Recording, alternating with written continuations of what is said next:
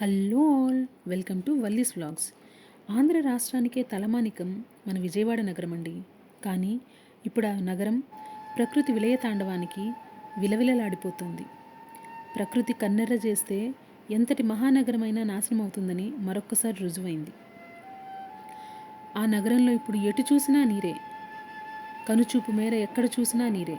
సముద్రాన్ని తలపిస్తుంది ఇప్పుడు ఆ నగరం.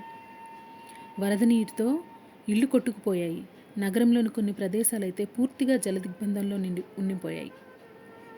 కరెంటు లేక పసిపిల్లలు, ముసలివారు, ఆడవాళ్ళు చాలా ఇబ్బందులు పడుతున్నారు. మూగజీవాలు కొట్టుకొని పోయాయి.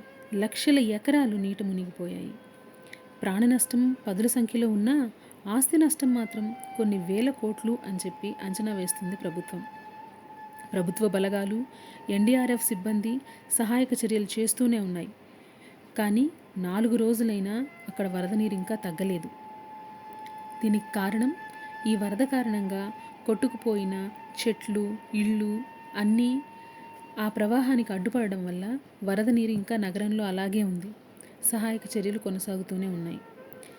అసలు ఇంతటి విలయానికి, ఇంతటి వరదకు కారణం ఏంటో తెలుసా? బుడమేరు వాగు.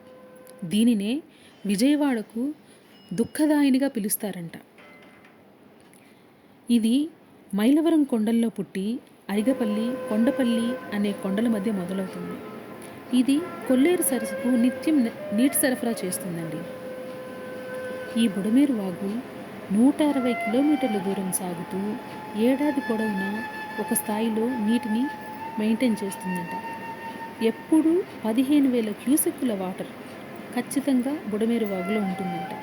కానీ ఇది ఎన్నో మలుపులు తిరుగుతూ ప్రవహిస్తుండడం వల్ల ఎక్కువ ప్రవాహం వస్తే నీరు గట్టు మీదకు, చుట్టూ ఉన్న ప్రాంతాలకు ఇమీడియట్గా నీరు వెళ్ళిపోతుందట. ఇప్పుడు కూడా అదే జరిగిందండి. ఈ వరద ఉధృతి వల్ల 15,000 క్యూసెక్కులు ఉన్న వాటర్ 40,000 క్యూసెక్కులకు మారిపోయింది.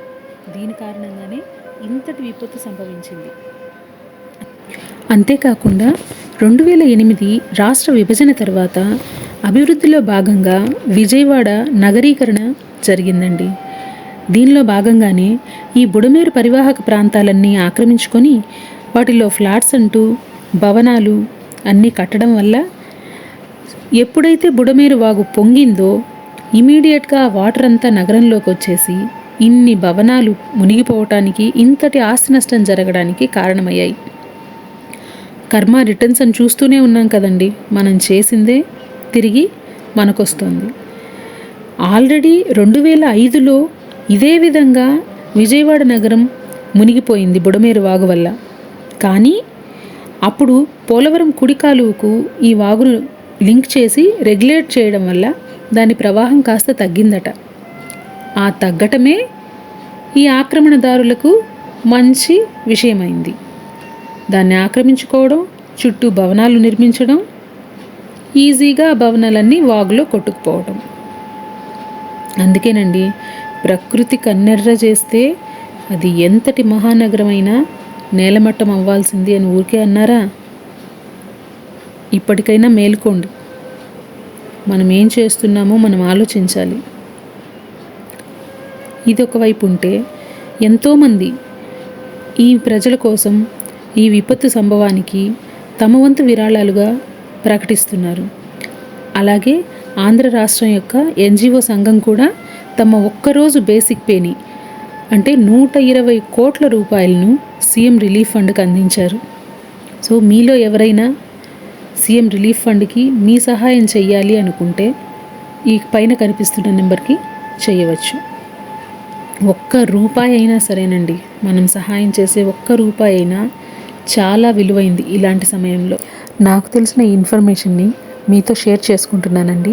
ఇన్ఫర్మేషన్ వర్తి అనిపిస్తే నా ఛానల్ని లైక్ చేయండి, షేర్ చేయండి, సబ్స్క్రైబ్ చేసుకోండి. Thank you.